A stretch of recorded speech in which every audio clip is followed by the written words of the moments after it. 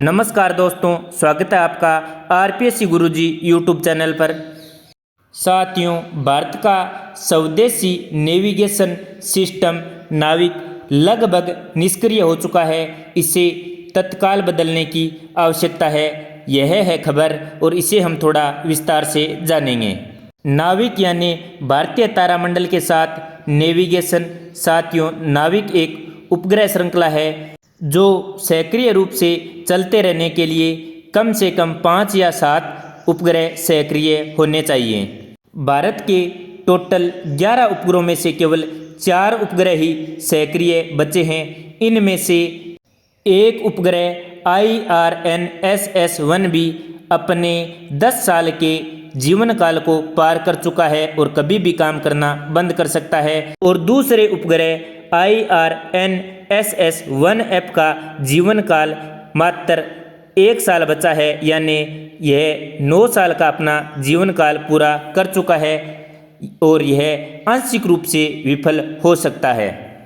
America का navigation system कौन सा है? GPS, रूस का ग्लोनास, चीन का बेइदो और यूरोप का गैलीलियो और भारत का नाविक।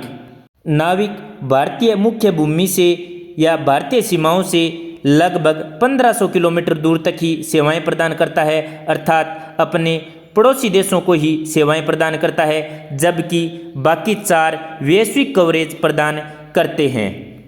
हमारी युद्ध प्रणालियों, ड्रोन, मिसाइल, स्मार्ट बम को सटीक निर्देश देने के लिए साथियों देशी नेविगेशन प्रणाली की सख्त आवश्यकता है।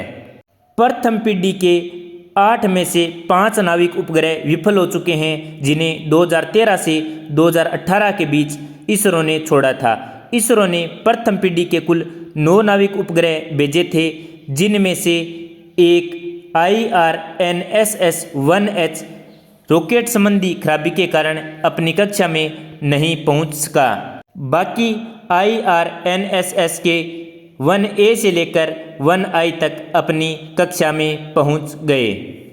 साथियों, इनमें उच्च परिशुद्धता वाली परमाणु घड़ियां लगी होती हैं, जिन्हें स्विस कंपनी स्पेक्ट्रा टाइम ने प्रदान की थी। दूसरी पीढ़ी के पहले उपग्रह NVS-01 जो 29 मई 2023 को GSLV F12 के माध्यम से प्रक्षेपित किया गया था, इसमें पहली बार एक स्वदेशी परमाणु घड़ी लगाई गई। पहली पीढ़ी के 8 उपग्रहों में से केवल 3 1B, 1F व 1I ही पूरी तरह से कार्यात्मक हैं। और ये बात मैं आपको बता चुका हूँ, 1B अपने 10 वर्ष जीवन काल के पूरे कर चुका है, जबकि 1F के जीवन काल का 1 साल बचा है। 1I 2018 में प्रक्षेपित किया गया था, जो वर्ष 2028 तक काम करेगा। प्रथम पीढ़ी के IRNSS उपग्रहों की जगह लेने के लिए दूसरी पीढ़ी के 2 नाविक उपग्रह NVS छोड़े गए।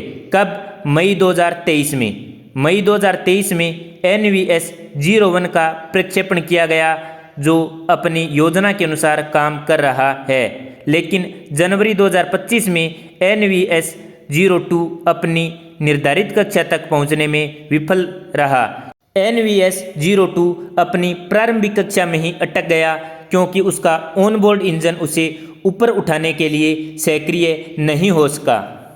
तो साथियों, अब केवल 4 सक्रिय उपग्रह बचे हैं, 1B, 1F, 1I और NVS-01।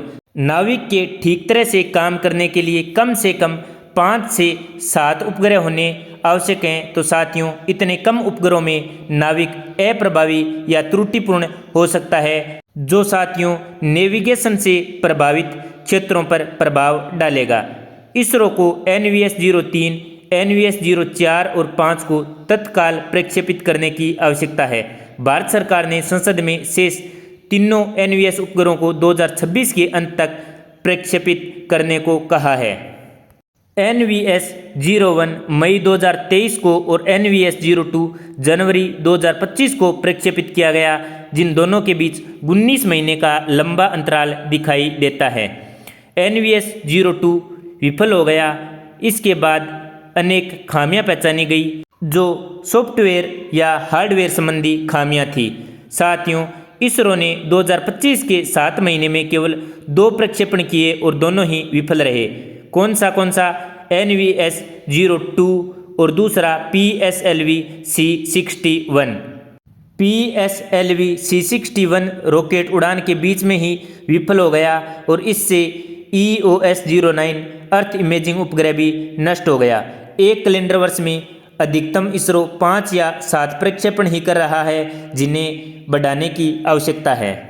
नाविक 2 सेवाएं प्रदान करता है, नागरिक उपयोगकर्ताओं के लिए मानक स्थिति सेवा SPS और रणनीतिक उपयोगकर्ताओं के लिए प्रतिबंधित सेवा RS।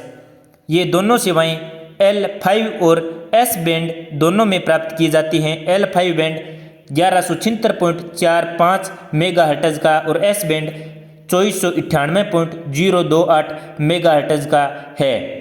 1575.42 मेगाहर्ट्ज में एक नया L1 बैंड सिग्नल पेश किया गया है।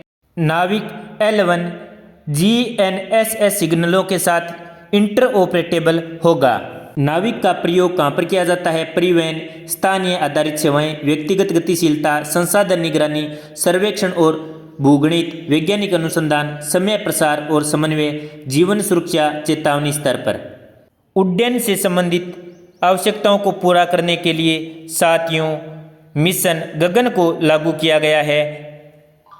तो साथियों, नाविक से संबंधित लेटेस्ट जानकारी यही थी। आपको वीडियो कैसा लगा नीचे कमेंट में अवश्य बताएं। यदि आपने RPSC गुरुजी यूट्यूब चैनल को सब्सक्राइब नहीं किया है तो सब्सक्राइब अवश्य करें। धन्यवाद। जय हिंद, जय भारत।